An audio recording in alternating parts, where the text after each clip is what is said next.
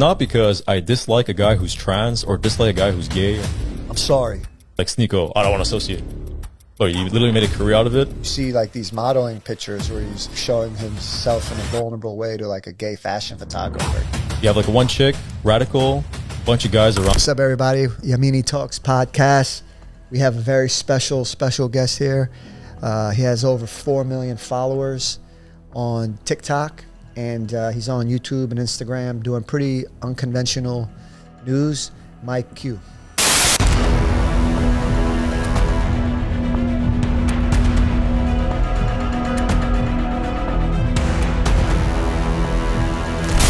Yes, sir. Thank you very much for chilling with me. Yeah, just mainly politics, philosophy, culture war, geopolitics, and mainly focusing on YouTube and Instagram for the time being. But TikTok, yeah, I'm still posting there too. So happy to be here with you. Yeah, man. Nice, man. Montreal is a beautiful city. Came in here with my wife and daughter yesterday, and it was just winter wonderland. It's just beautiful. It's really one of my favorite cities coming here. It's not your first time, eh? No, maybe my third or fourth.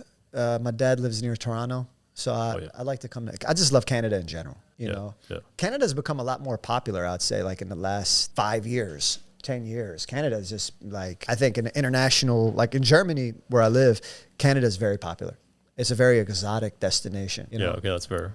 I think it's having a little bit of a hard time the last couple of years now with Justin Trudeau, but that's a different story. What do you think was the biggest lie in 2023 media? There's the whole Russia collusion thing. That was like a huge lie. They just completely made it up, fabricated it to try to take down Trump at all costs. I think a lot of people, like, here's the thing. I think, for example, in the United States, you can gaslight the people domestically and say like, oh, no, you're making up stories, you're sensationalizing things, you're making up all kinds of whatever. But you can't gaslight people outside the country. So people like in Iran, people like in China, Russia, whatever, they see what's happening domestically in the States, and they know what's going on, and they're adapting and moving in accordance to all the stuff that's happening there. But I mean, even now, like there was a story, the story recently in the last 1 day now, where Trump gets defamation case, $83 million lawsuit from this E. Jean Carroll. Is garbage, and everyone kind of knows it.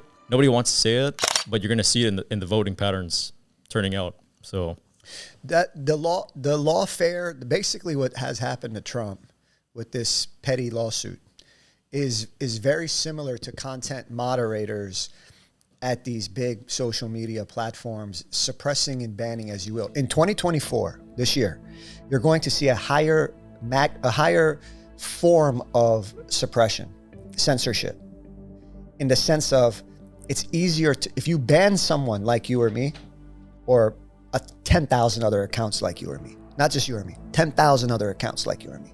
If you suppress that account, I think it's more damaging than if you ban that account. Because if you ban that account, you're saying clearly we support censorship. Yeah. Right? For example, let's say you talk about a specific issue. People that eat carrots. Yeah. That's an issue you shouldn't talk about. People eat carrots. But the guy had 20,000 followers, right? He's doing good. If you ban that guy, then it was censorship. And the other 10,000 accounts like him. But if you just suppress those 10,000 accounts, then it looks like he was unpopular. And that's, right. It's far harder to prove suppression.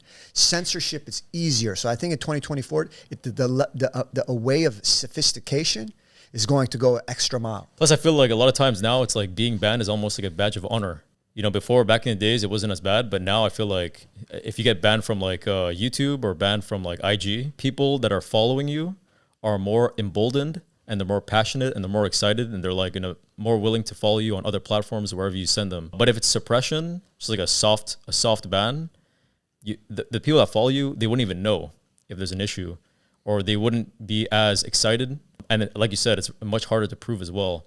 Also, the big issue with banning is that we always talk about the main influencers, the main accounts, the main like boogeymans, let's say. Wow. But we don't talk about the smaller accounts, 20,000, 50,000, 80,000. And that's where a lot of the game is being played. But I will say, though, for banning and censorship, it's really nice to see an alternative economy, alternative environment being built with like Rumble, being built with Kick, being built with all these different, with Twitter, Elon Musk purchasing Twitter, neutron bomb in the culture war. So all the people that are pro censorship and pushing censorship really hard on IG, YouTube, etc., I think they know it's not working as well as before, and they're gonna be forced to adapt. And that's the beauty of the market, is that the market opened up with competition, and now they're like, shit, what do we do? Facebook, IG for the longest time had monopoly on the market. They were super arrogant. They didn't want to change it up. They thought they were invincible. And then you have TikTok come in, and then you have YouTube blowing up even harder with YouTube Shorts, and you have all this different competition coming in, and now they're struggling, and you could see it with the numbers. I have a friend, and I will never say his name because he works at TikTok, in the New York office. He said in that office, it's all Chinese. Oh yeah? Yeah. It's possible, yeah. They report directly to Beijing. Oh yeah. They're literally Chinese Communist member card holders in that New York office running that app. Joe Rogan, I'd love to see what you think about this. He just did a part where Joe Rogan said that Iran, or not necessarily Iran, but foreign countries are on social media provoking this, polarization. Oh yeah. In the United States. What do you think about that? Well, first of all, the first point you made about China, I think, first of all, in China, and TikTok is owned by a parent company called ByteDance, and ByteDance is massive, right? In China, I think if you have more than 40 employees or 30 employees, you need to open up a CCP branch in your company.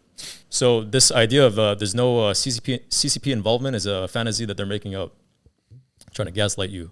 And TikTok is directly affiliated to it. And then the second thing was what again? Iran and other countries being involved on social media. Yeah, I mean... What Joe Rogan said. Joe Rogan said, and I'll show the clip. I can show you the clip. Yeah, I mean, like... Everybody on the planet knows that the woke stuff is imploding the country, collapsing the country, making guys a lot more feminine, weaker, big government, which in effect damages the economy, damages everything. And the environment is completely politically unstable right now.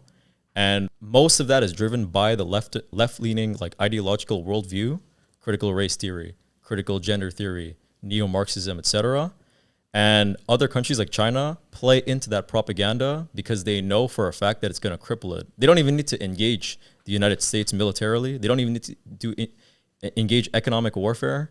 They could just play into the propaganda, ideological game inside the country, fuel it as much as possible, implode it from inside. We see this, for example, like the Chinese military. They're trying to make their military personnel as masculine as possible, and they're trying to make it the least feminine, the least amount of estrogen as possible. Yeah. They play into the game that, you know what? These American guys, actually, they are white supremacists and racist and patriarchy and whatever. Man, you nailed it. And the best medium to do that, honestly, to push is social media. I had about 784,000 followers about a year and a half ago. I got banned from TikTok, and I got banned within about 15 days of calling out the Chinese Communist Party and this toxic feminist influencer called Drew Follow, who was bullying young men. Dude, she was the worst. Drew Follow? I've seen her videos. The worst. I'll tell you something offline, but let's just say there's no doubt in my mind that she's being backed by people at TikTok. Dude, she's literally celebrated, and she's pushed by all of these leftist organizations all over the place, and nobody gives a crap about if she's vile or violent or destructive or openly evil, and nobody cares. She's actually celebrated and cheered. It's unbelievable. Yeah, Drew Follow is a real bully, honestly. She's glorified. Yeah. She TikTok, the dorky guy that runs TikTok in the United States, I forgot his name, but he invited her, I guess, to speak on TikTok culture like a year and a half ago. They don't even hide the fact that she's breaking community guidelines. They just promote it. But here's the thing: when you can suppress people like us, you're done. They put the muzzler on. They put the silencer on, and I think that all this is destroying trust in social media. You look at the federal government when they suppress Trump, when they do this scam, lawsuit to get him out the election. Meanwhile, Hunter Biden is completely free, which is a complete joke. Hillary Clinton, all these people with the Epstein, no one charges, but then they're charging him. It's just like social media though, right? Yeah. I'm going to select who the law and the rules should apply to. It's with media, social media, and the federal government in the United States and Washington. It's across the board. I mean, bro. you even see it with their TOS stuff, their guidelines, hate speech. Like this is leftist language. Nobody on the right or libertarians use the word hate speech or violent speech. Like it doesn't exist. Misinformation. That's like a liberal word that's weaponized against people that they don't like. So we know it's biased. We know they're playing the game like that. And thank the Lord that there's an alternative that's being built up. Because we can't allow these totalitarians to continue their onslaught on everybody. What's up, guys? I hope you're enjoying this episode. Please do me a favor to like, share, and subscribe to this channel. You know, the thing is that if they weren't so reckless, right? Like just shamelessly doing it, I think that they'd actually get away with it, you know? But it's the fact, like, I could understand if you ban a couple neo-Nazis. I could understand that. Or jihadists. Yeah. Like, I want to kill Americans. I want to kill Jews. I want to kill the Westerners. All of them. Let's get together and do a terrorist attack. Okay, ban that motherfucker. You know, the guy's saying he's a neo-Nazi. Kill that, you know, kill these motherfuckers. Ban him, right? That I could understand. I could say, fuck it, I understand it, right? But when you start banning people because he's, you know, just making a joke, or you suppress them, because see, when you suppress one content creator, you're essentially saying to that content creator, hey, you have a business, and let's say you have a restaurant business. I'm going to shut you down for 1 or 2 quarters of the year. Yeah. If you do that to a restaurant here in Montreal, where you just say, hey, I didn't like what you say. Now for the next 3 months, you have to close your doors. Yep. Next 6 months, you have to close your doors. You literally you destroyed that business, right? I don't need to make money off my @Nima Yamini page. But if I was a content creator and I did, you would completely have destroyed. Yeah. So think about the amount of fear. Then a content creator says, oh, you guys shadow banned me, suppressed me. Now they're shadow banned and suppressed, and they're watching other content creators get bigger deals, sponsorships, partnerships, JVs, offline opportunities like Drew Afalo gets. They say like, oh, men are meant to protect from what? Because we're not cavemen anymore, so you're not fighting saber-toothed tigers. Protect from what?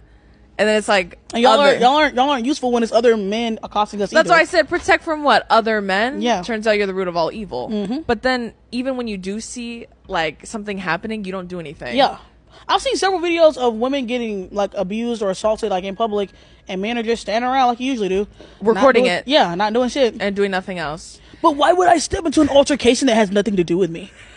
Because I don't know, maybe you have a moral compass. Yeah, and don't like women getting knocked out. Well, you said provide and protect. Celebrated for the same work, maybe the same amount of engagement, the same like view ratio, the same RT share ratio. But that person's getting glorified, celebrated, promoted. The other person's being suppressed, banned, and silenced, and shamed. I think the thing with the red pill thing that got a little dorky was just hating women.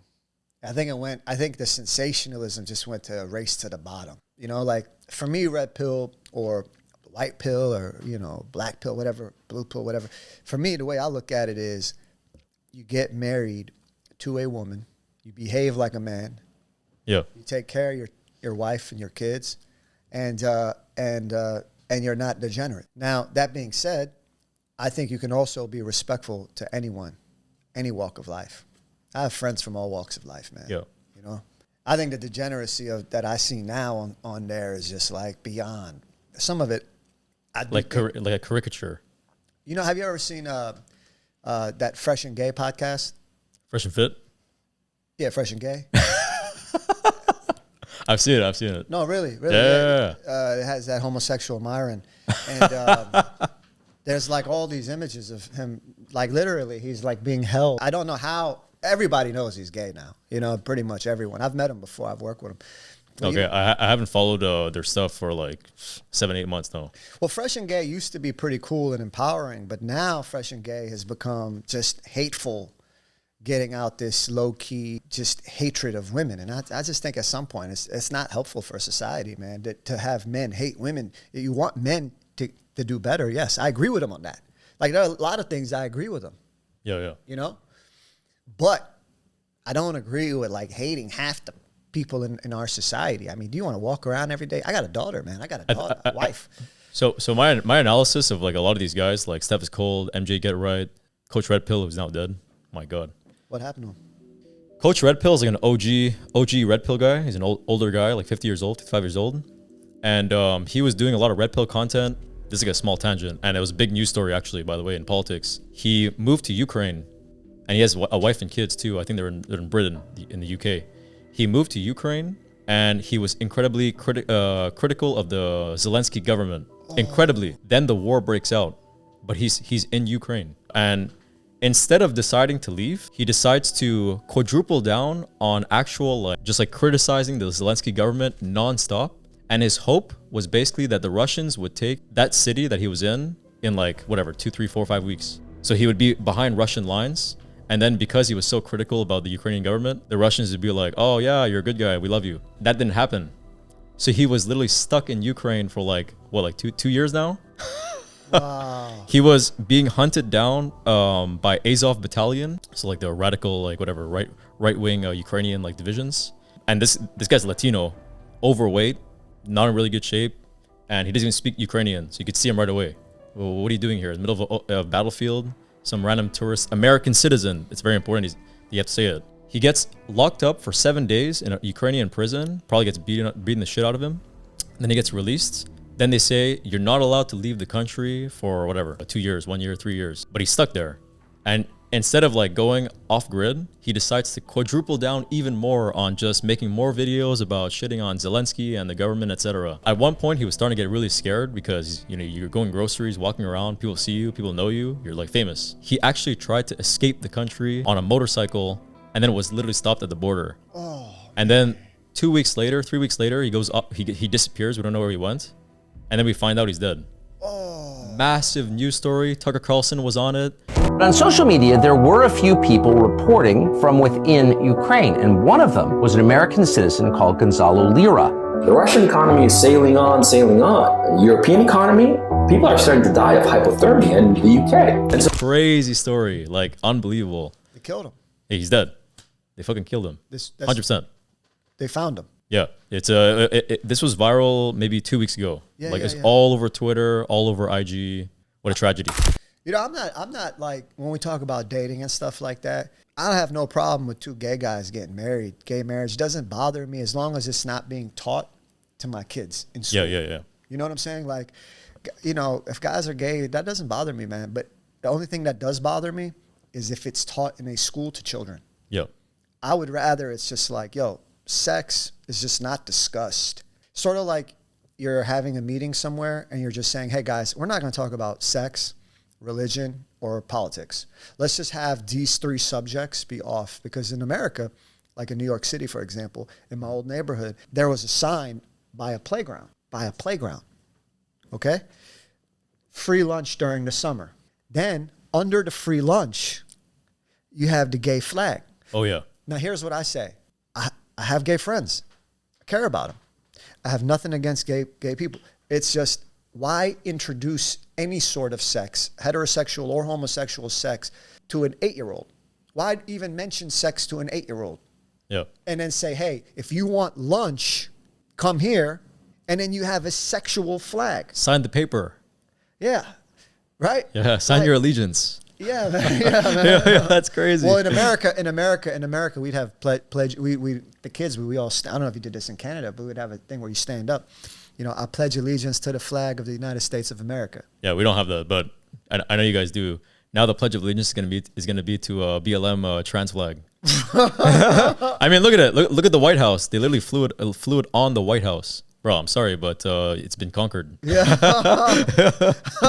No, but I mean, I'm completely with you though. I'm it's crazy. That is crazy. I'm more libertarian too. I'm more you can be gay, you can be trans, you can be whatever you want. Just leave me alone, kind of thing. Yeah, the problem is that this movement is not a libertarian one. It's an authoritarian one. They need to impose themselves wherever they go. We always hear the gaslight. Oh yeah, no, they're just trying to live their lives. No, they're not. They're really destroying women's sports. They're in female bathrooms, like your kid, female bathroom, shower, you name it. LGBT propaganda in school, from kindergarten all the way to high school, university. It's crazy. DEI quotas all over the place. So that's one of the reasons why I even talk about the LGBT stuff a lot. It's not because I dislike a guy who's trans or dislike a guy who's gay or anything you want. You know, like you could be a freaking furry if you. I don't give a shit. But it's the ideas behind it that are the problem. It's a neo-Marxist critical theory with gender intersection of gender. Critical race theory, same thing. Yeah. I think the DEI stuff is a complete joke. I don't have any of it. I just simply don't hire women.